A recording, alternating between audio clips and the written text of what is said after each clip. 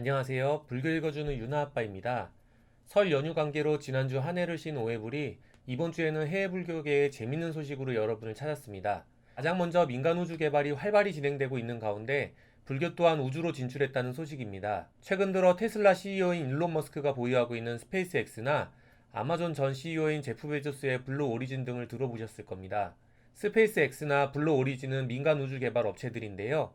예전에는 우주라고 하면 미국과 구소련 등 국가 차원에서만 접근 가능한 영역이었고, 이후 나사와 같은 정부기관에서만 개발할 수 있었습니다. 막대한 비용이 드는 로켓 개발과 발사 비용 때문인데요.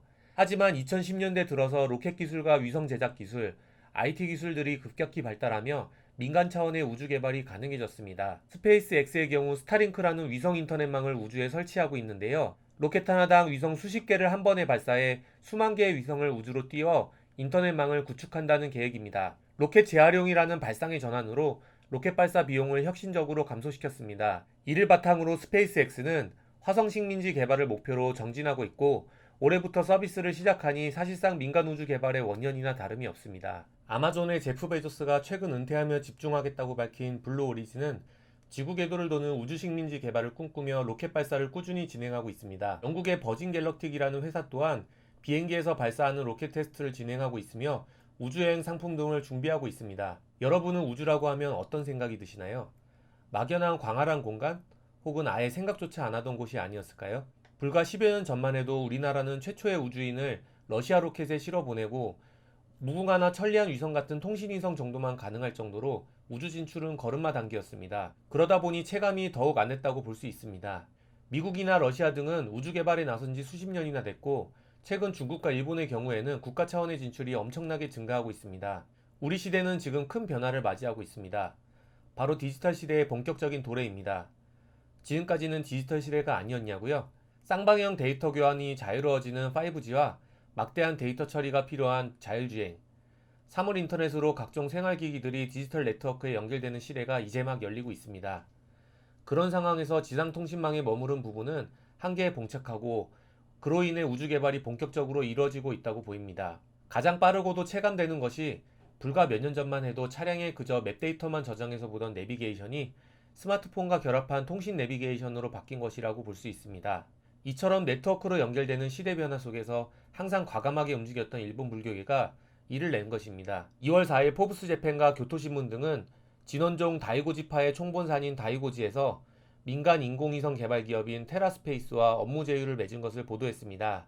업무 제휴에 따르면 다이고지 측은 테라스페이스의 위성 속에 작은 우주 사찰인 조테닌 고운지를 설치할 계획입니다.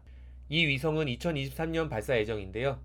위성 속의 고운지는 사람의 조작 없이 자체적으로 운영이 가능하며 사물 인터넷, 즉 IoT로 우주법단과 지구상의 여러 네트워크가 연결된다고 합니다. 위성 자체는 매우 작은 30cm 크기의 초소형이라고 하고, 이 절반에는 IoT 시스템이, 절반에는 진원종의 본존인 데일열애상과 양계만다라가 봉안될 예정이라고 하네요. IoT에서 가장 쉬운 예가 IPTV 업체에서 제공하는 인공지능 스피커라고 볼 수 있는데요. TV를 켜고 끄고 채널을 바꿔주고 집안 조명 조절 등이 가능한 것이 바로 IoT입니다. 우주법당의 경우 지구와 스마트폰 앱으로 연결돼 스스로 작동하게 될 것이라고 하네요. 다이고지 측은 우주법당 고운지를 종단 정식 사찰로 등록하고 정기적으로 우주법회를 봉행한다는 계획입니다. 지구상에서 접수한 기도 내용을 네트워크를 이용해 우주에 전송하고, 이를 우주공간으로 쏘는 우주기원 기도도 진행한다고 하네요. 다이고지 측은 3월 11일에 유튜브를 통해서 우주기원 기도를 처음으로 실시한다고 합니다. 가급적 일본에서 발사할 수 있도록 할 예정이며, 25년가량의 수명이 다하면 지구 대기권으로 추락해 유성이 되어 불타 없어질 예정입니다. 다이고지가 만든 우주법당 홈페이지의 Q&A에서는 우주 쓰레기에 대한 질문도 나왔는데요. 역할을 일정 시간 다한 뒤에 지구로 떨어뜨려 소멸시키는 의무화가 앞으로 우주사원 규칙이 될 것이며, 지구 대기권에서 불타 없어지는 것 또한 불교의식 중 하나로 자리 잡도록 노력할 것이라고 합니다. 대일열애는 우주 자체이며 우주 진리를 나타내는 부처님이기에 위성 궤도상에 있는 것이 전혀 이상하지 않다고 합니다. 또 우리 지구 자체의 굴레를 벗어나 우주라는 관점에서 무중생들의 평안을 바라기에 반대로 우리 지구에만 사상을 국한시키는 기존 관념을 털어낼 것이라고 하네요. 그럼 왜 다이고지가 이런 거창한 프로젝트를 진행하게 됐을까요? 1년 전 화재로 인하여 다이고지가 보유한 성보를 보존하는 문제가 불거지면서 이런 프로젝트가 대두됐다고 합니다. 교토시 히가시마야 지구 다이고산 전체가 다이고지 사역인데요. 다이고지 가랍은 산 위와 산 아래로 나뉘어져 있어 사찰 자체 역량으로는 산불이나 도난 등 문제에 대응하기 힘들었다고 합니다. 실제로도 다이고지는 2008년도에도 산이 사찰에서 낙뢰로 화재가 발생해 본당은 물론 수백 년간 봉안해온 본전물인 여의룬 관음산까지 전소하는 사태가 발생한 바 있습니다. 다이고지 측은 매년 진호국가 기도도 봉행하는데요. 이제는 이런 의미를 넘어서 우주 전체의 안녕을 바라는 진호우주 기도를 통해 전 우주의 평안도 기원할 것이라고 합니다.